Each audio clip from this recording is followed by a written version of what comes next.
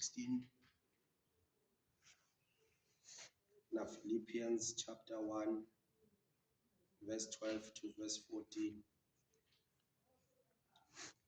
Because of YouTube and change language was bear with because kunabantu kuqala laba abayidlulaka. So I wonder that challenge ya language vele. Ngitaphumelela lwangayikho mayishayela. Romans chapter 1 verse 16, Philippians chapter 1 verse 12 to verse 14. Ngokuba nginamahloni ngevangeli, ngokuba lingamandla kaNkulunkulu, kube yinsindiso kulowo nalowo okholwayo, kumJuda kuqala nakumGreki. Philippians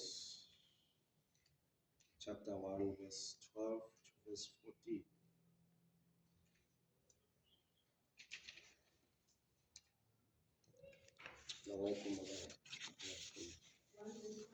Yeah, 12, verse 12 to verse 14. Yes. Kepha ngithanda ukuba nazi bazalwane ukuthi lokho okwakungehlelayo kugcine kwaveza ukuqhubeka kwevangeli, kwaze kwathi izibopho zami zabonakala enqabeni yonke nakubo bonke abanye ukuthi zingenxa kaKristu, nokuthi iningi labazalwane enkosini betholile ithemba ngezibopho zami, bazuzile kakhulu isibindi sokukhuluma izwi likaNkulunkulu ngokungesabi. Abanye kambe bashumayela uKristu ngomhawu nangombango, kepha abanye ngenhliziyo enhle. Laba bashumayela ngothando, bazi ukuthi ngimiselwe ukuvikela ivangeli. Amen.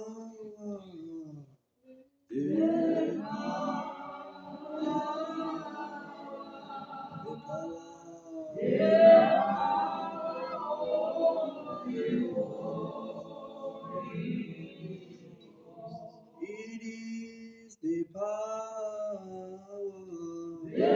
It is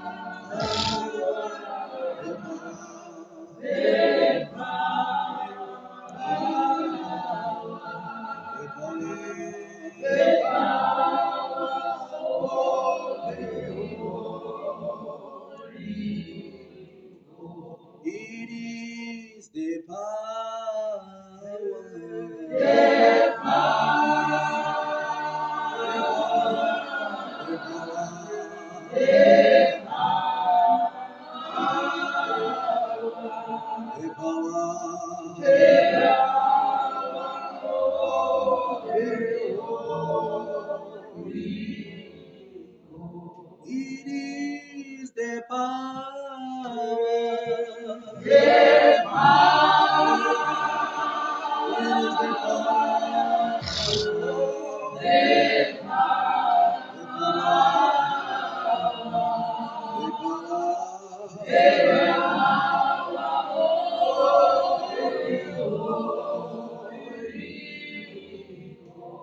It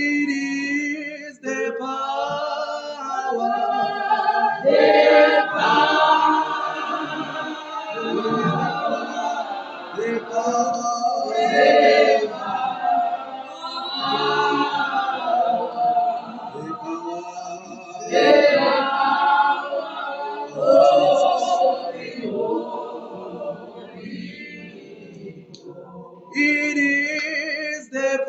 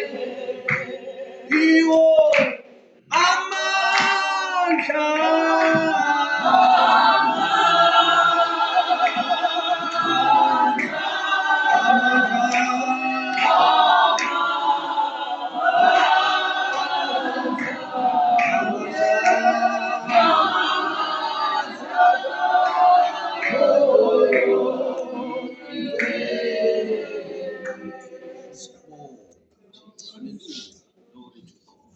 Glory to God. Glory to God. Sibonga lamandla.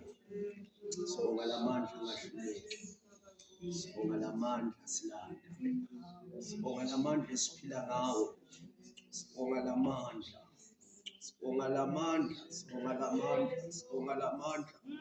Sibonga lamandla. Sibonga lamandla. Sibonga lamandla.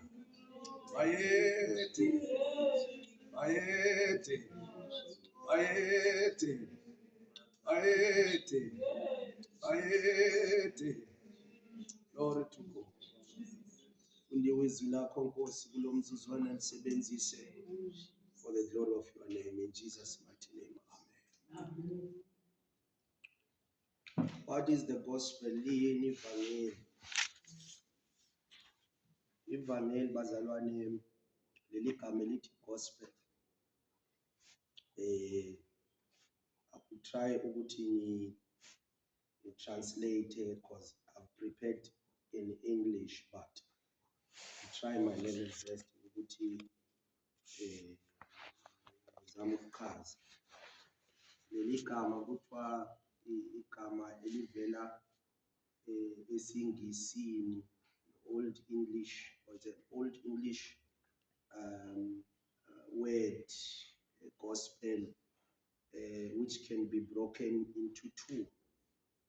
God story. It means God story. God story. God stroke story. And then with translation here, Bible, leli prepare ngalo King James version. Leli gama lichaza izinto eziyi-2. Lichaza izinto ezimbili. Kunegama elithi evangelion elisuka kwisiGriki, from Greek to English, lisho ukuthi good news. Amanye amazwi uma sithi the gospel sisho ukuthi good news, mahungu lamanene. And then again the second definition noma igama after evangelion kunegama elithwa evangelizomai.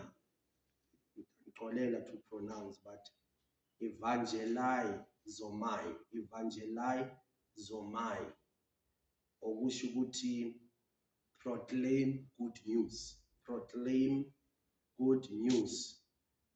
the delivering of wonderful news. Ngamanye amazwi ivangeli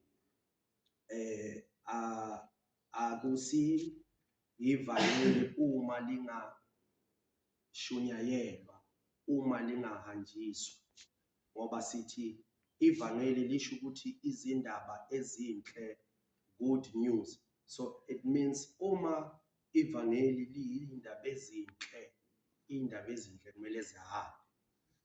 Hallelujah. Amen. Good news have to be proclaimed. So leli gama ke kuthiwa it's an belisebenziswa uma kumele kuyodeliverwa, kufambisiwa an announcement yalenyimpini, an announcement of a military victory or tidings of some joyous occasions. Asithi mhlawumbe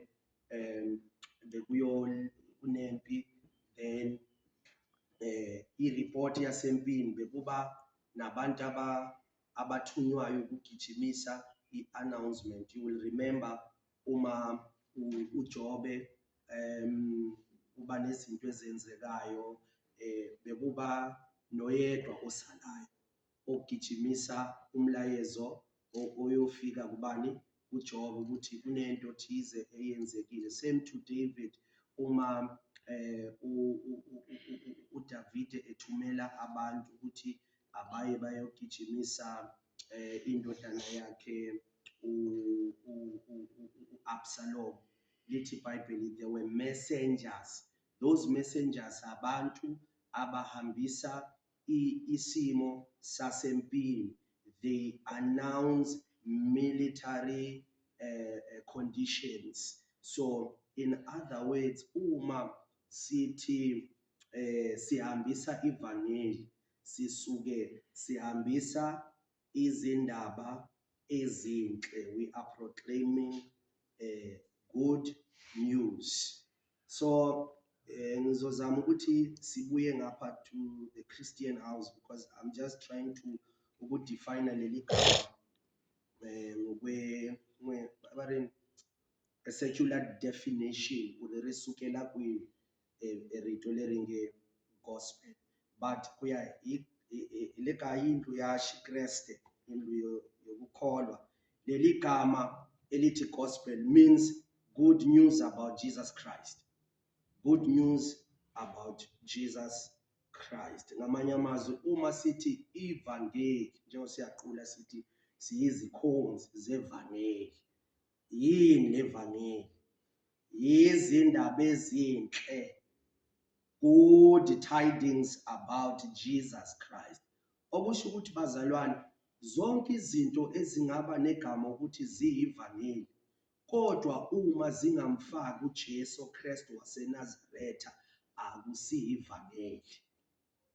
Ithi ngiphinde, yonke into eshunyayelwayo eshunyayelwa egameni levangeli, kodwa ingamfaki uJesu, akusilona ivangeli.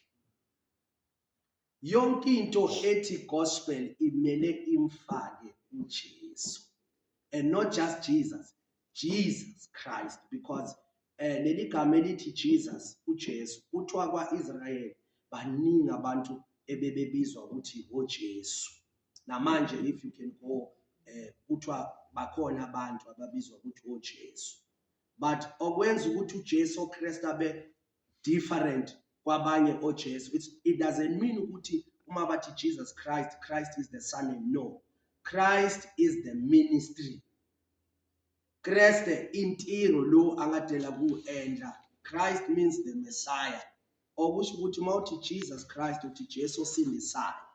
So okusho ukuthi ku-wrong ukuthi abantu bangathatha le title ukuthi gospel balisebenzise lezinye izinto ezingamfaki uJesu.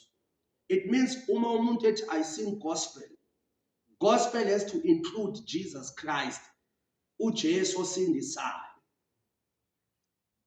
Asiqhubeke. Glad tidings that Jesus came into the world, was crucified for our sin, and through him all mankind may be saved. Rovangeli. Loko yamkele ivangeli, kumbe yiphumela ka ivangeli, yiphumela leswaku Yesu Kriste itile emsaveni, atavambiwa, avambeliwa swidyoho swa hina, hayena, not through a pastor, not through a church, nor any individual, but through him all mankind may be saved. Akho mfundisi ongasindisa abantu, nanoma isonto lingaba lihle njengaleli lethu lihle, alikho isonto elingamsindisa umuntu.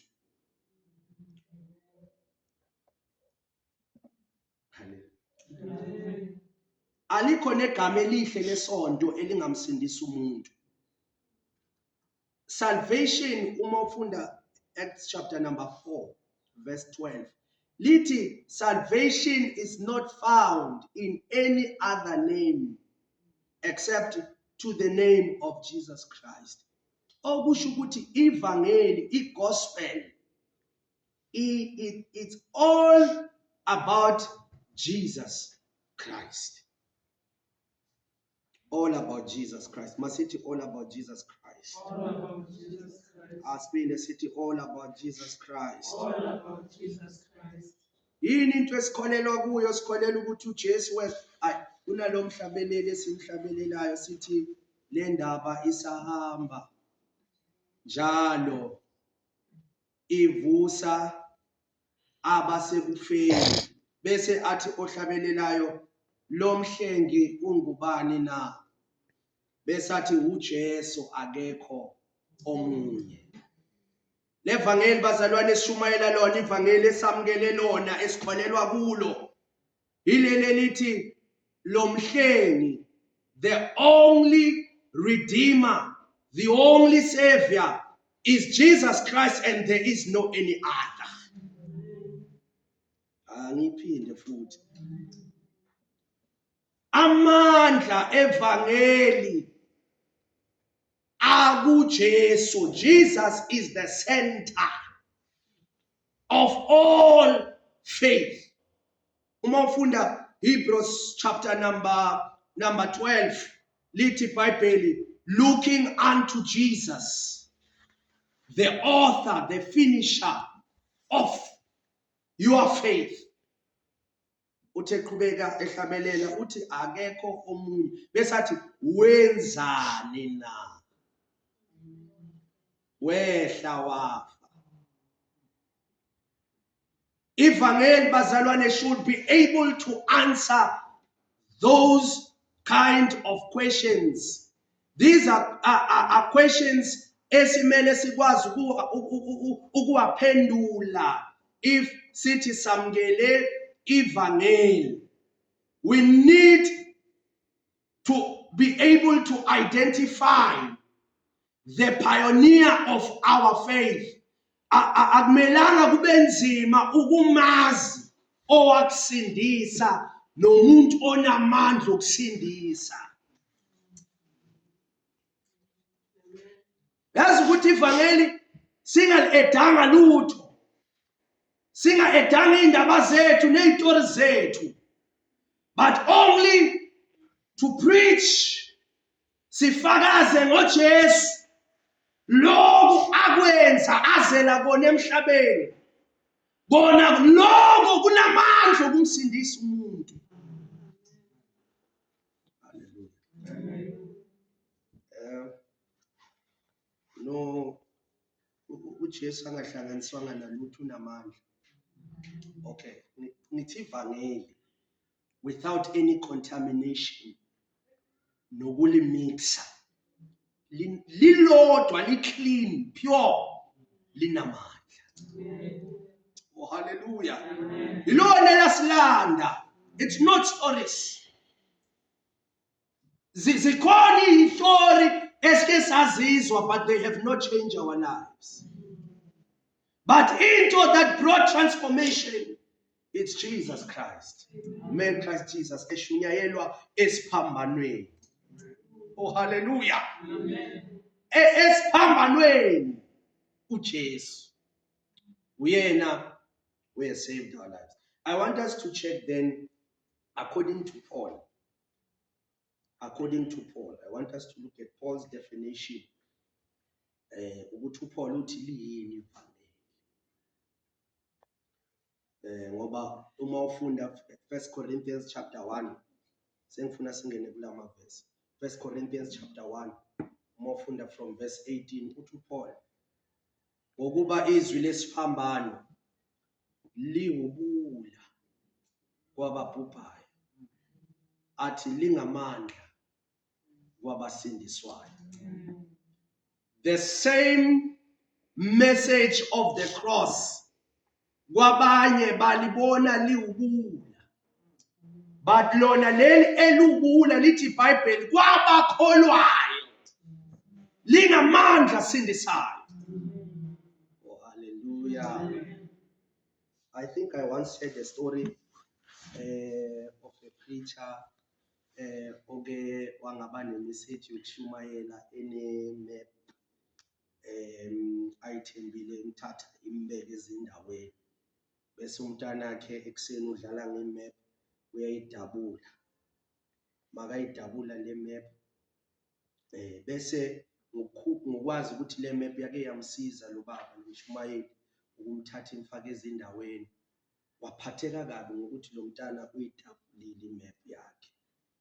Bese lo mntwana wabona ukuthi ubaba uphatheke kabi ngokuthi imap yakhe yenzeni idabukile, gijima nayo waye ekamereni, wazama ukuyihlanganisa seyingama piece wazama ukuyihlanganisa ufuna ukubuyisela iAustralia iAfrica Asia uyahluleka ukuyihlanganisa ngoba seyidabukile wathi sahlanganisa njalo uyabona ukuthi hayi man le map ngasemuva kwayo sengathi there's a line that a drawing lengadrowiwa then wathi lo mntwana hayi man ithi ngingasazihluphi ngokuhlanganisa iAsia neAfrica ne-Europe wathi angilandelise le line elibonakala ngasemuva kwale map wathi na umsebenzi wakhe wabalula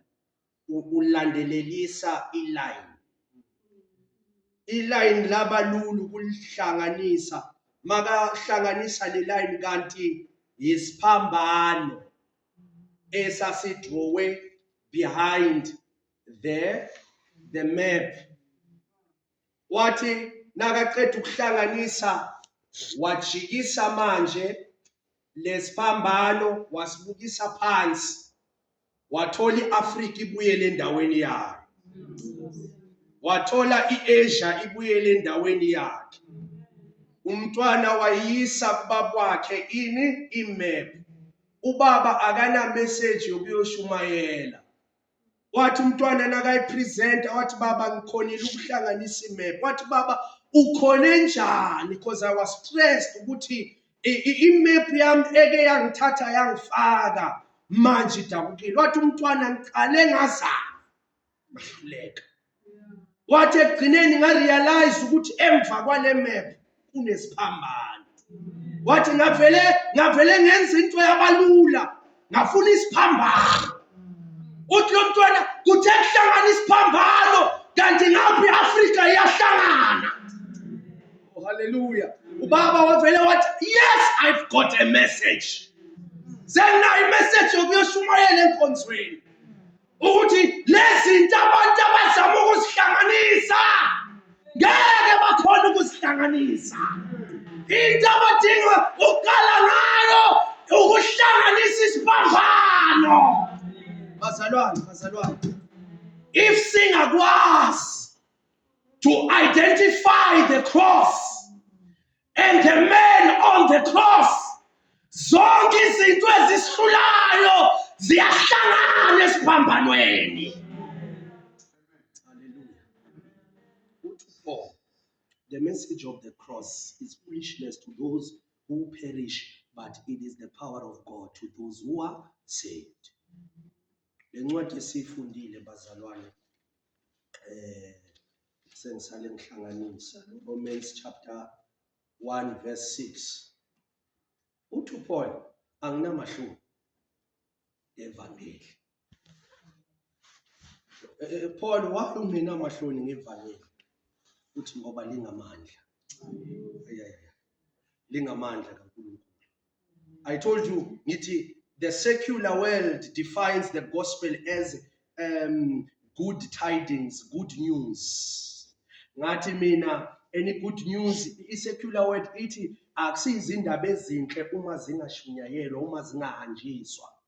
Ngabuya bazalwane uma ngichaza ngathi according to the Christian house ivangeli izindaba zonke ngoJesu ezithi uJesu weze emhlabeni wazobethelwa wazofela abantu ngaye bonke abantu bayasindiswa but uthi Paul in Romans chapter 1 verse 16 uthi ngiyayizwa yonke lento enishoyo but kimi ivangeli lingenze ngangasaba namahloni ngoba linamandla kaNkulunkulu. So in other words, Paul simply defines ivangeli ukuthi lingamandla kaNkulunkulu. Ngicabanga ukuthi bazalwane singaphuma namhlanje kulomthandazo siqhubeke kuleli viki nonyaka uqhubeke ka2025 sivumelane noPaul ukuthi ivangeli lingamandla kaNkulunkulu.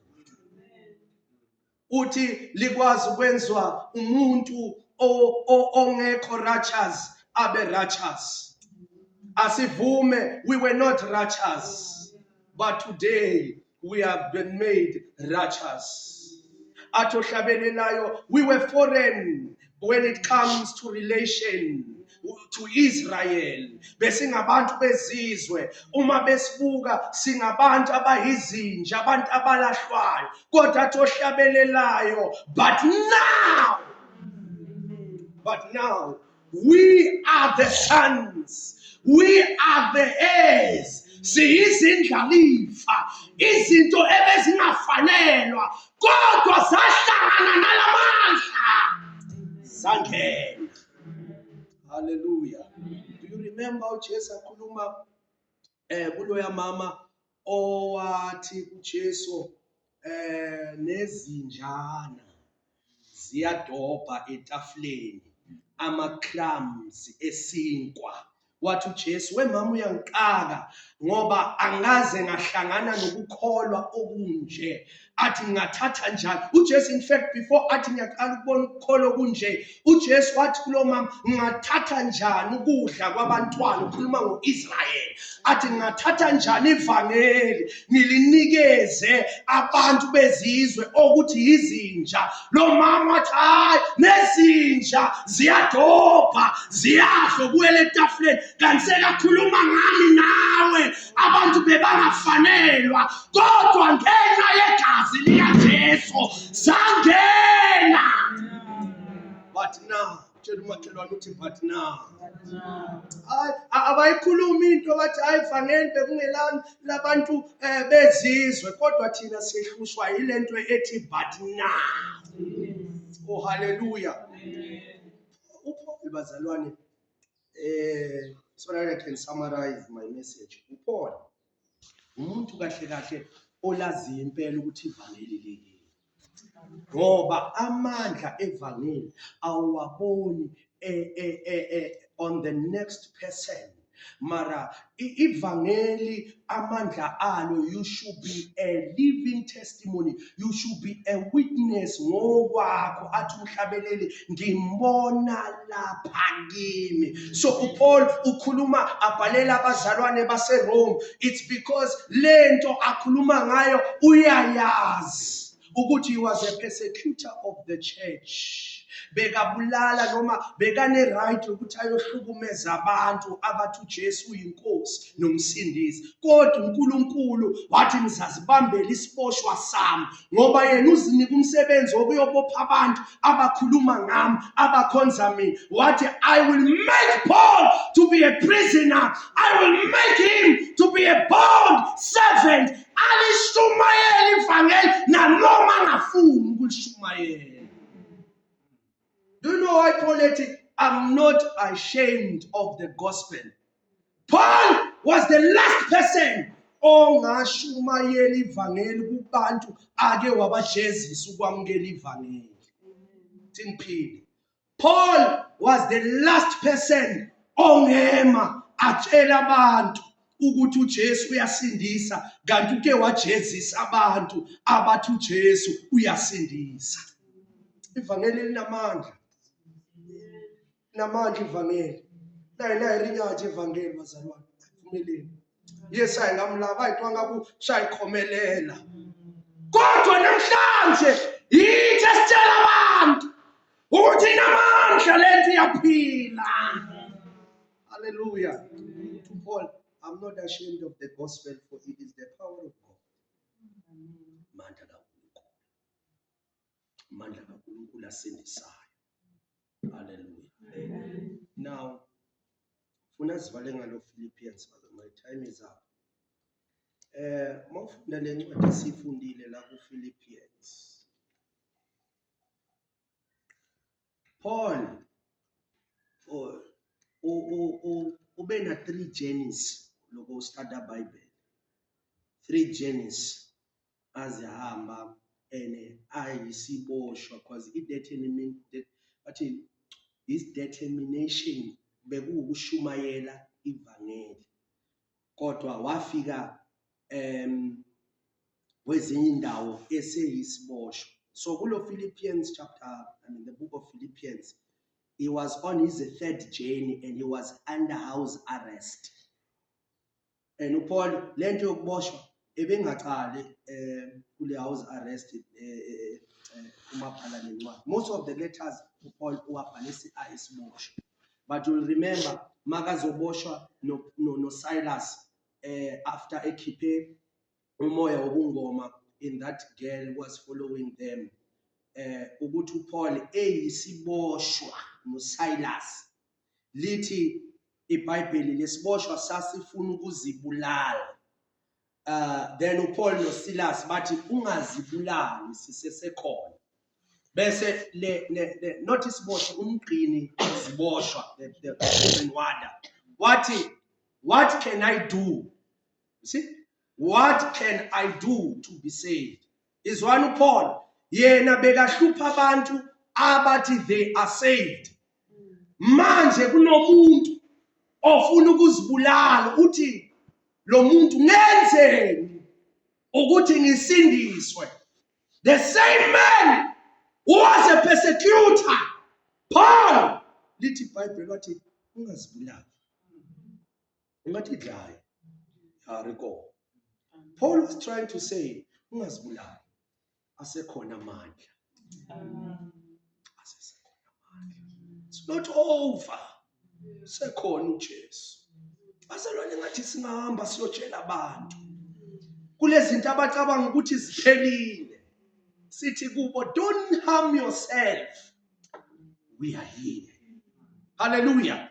Engathi le ndawo bazalwane, one of the things that should be our passion, yohambisa ivangeli, it's because kunabantu abafayo. Why siyahamba every month? Siyohamba shumayele open air. Kunabantu abangasanathemba. Hallelujah. Ebantu abangesingcono. Singcono nithi sunga.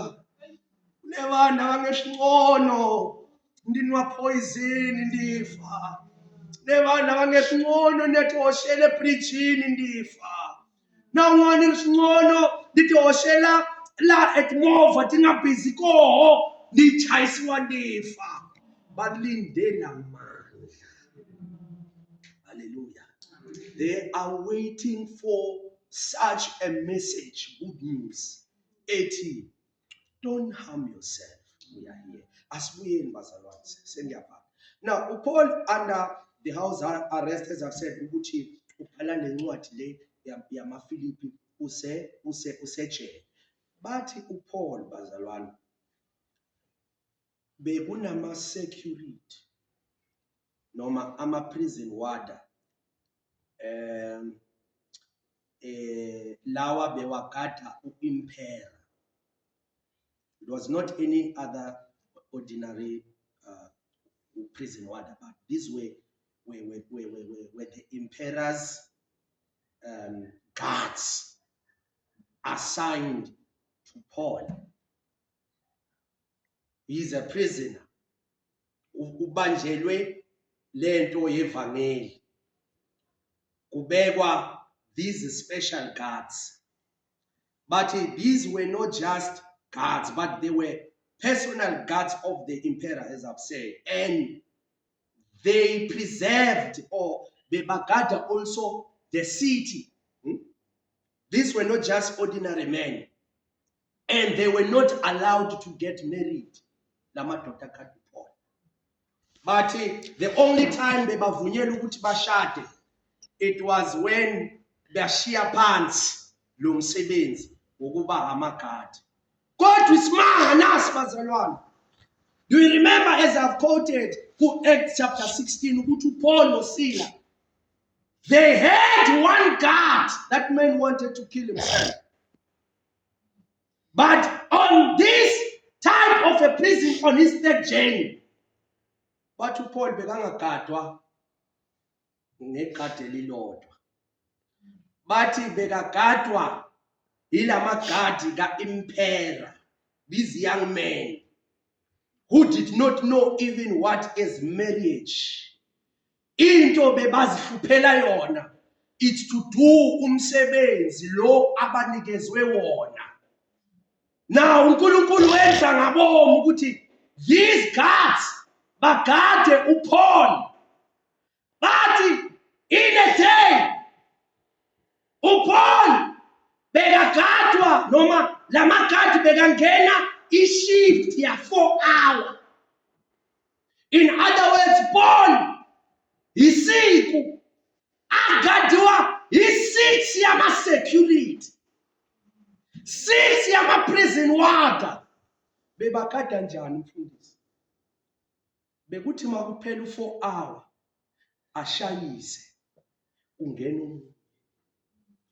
Uzoyenzani? Uzogada uPaul. Unani uPaul bazalwane? Why uPaul egadwa nga6 yamadoda ngelanga? Sondela. Paul bekanamandla. Amen. Paul bekaphethe into ekwazi ukushintsha umuntu ongalunganga imenza abe umuntu olungile. Mangenza abazalwane my little study. uNkulunkulu asincede. Little study lesitsongo. Babanina la. The reason baze babeka 6 yamagadi siku. It's because Paul arina influence inwanyana inchumo lo anga uyamkela. Uma uzongena ejele ugada uPaul, ungenayo uJesu, bewushayisa uye ekhaya, uhamba sewunoJesu. Oh hallelujah. Bazalwane, lamandla sinawo okwenza ama-colleague ethu. Lamandla sinawo okwenza omakhelwane bethu nanoma bangazali naye. But at the end of the day, nabo bathi Jesus is Lord and Savior. Amen. So that's why Paul bambekela 6 yamagadi, but bathi they realized ukuthi nawo lamagadi, hallelujah, akusizi lutho ukuthi uPaul sibeke 6 yamagadi. Ngoba uPaul uthi la bazalwane, angibhalela lento engibhalela yona la kulo Philippians chapter 1 verse 12.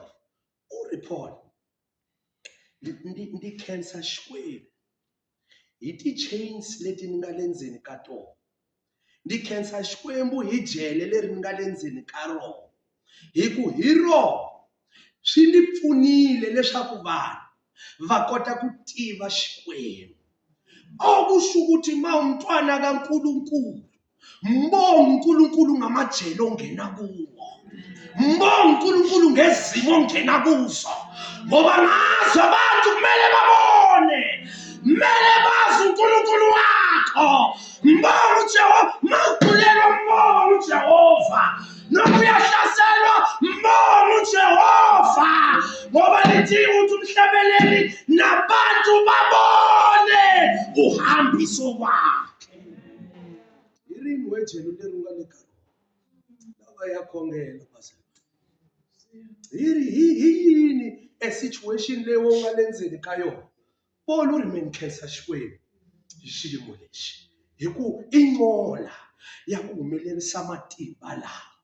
Uri loko amahlweni aku nabo God, ukhuluma hi 6 liya, uthi nabo God bonke bayazi ukuthi why ngisejele, bayazi ukuthi why ngiphakathi kwalama chains. I don't know njengoba umntwana kaNkulunkulu ngabe yini abantu bayazi na ukuthi wena you are a child of God.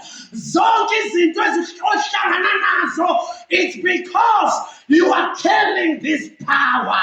Why are you attacked? It's because you are carrying this power. Urna kids, ukuna bagadi nkwabo bashitiva kome ukuvutisa yakhongeke nje sebashitive vanhu swa wena kwalaho ka Yesu kwaswo leswi undlulaka ka swona ku humelela ka wena na ti-challenges leti u hlanganaka na tona, it's because un'wana wa Xikwembu na. A hi yeneni bazalwane ya spread matimba lawa, a hi fambeni ya fakaza. Loko nga ka hi miyelile a hi fambeni ya fakaza evangeli ni matimba. Lexi xi endleka va ri loko va chayisa loko n'wana a chayisa va ri a va chayisa va ri na Jesu va ze va ya realize because these 6 men a va nga chayisa. So loko va nga ri ntirhweni va ri kwale a va ri kona va za va nga ri na timhaka tin'wana leti va nga ti qoqaka va ra va vulavulaka hi leswi Paul a nga va fakazela swona. Wa tiva i xivochwa lexiya loko sungula u vulavula na xona ingaku xi ngo qhuveka xi vulavula loko mhake luya sungula ku pfula nomu wa yena ingaku a ngo vulavula enkikane hinkwawo. A hi fambeni vazalwane ya vatani swiyimo swin'wana Xikwembu xi endla hi mavoko swi ta attract vanhu marili don't give up ezinye zezinto zimele zi-attract abantu ngoba uphethe amandla wena. Sibabelele sikuthandaza khensa Xikwembu for this power of the gospel. Uri Paul ne vanhu hinkwavo swi tiva a ku ne masocha va swi tiva. In other words ne vanhu lava ni hlanganaka na vona hinkwavo va swi tiva ku it's all about Jesus Christ. Sihlabelele siyothandaza.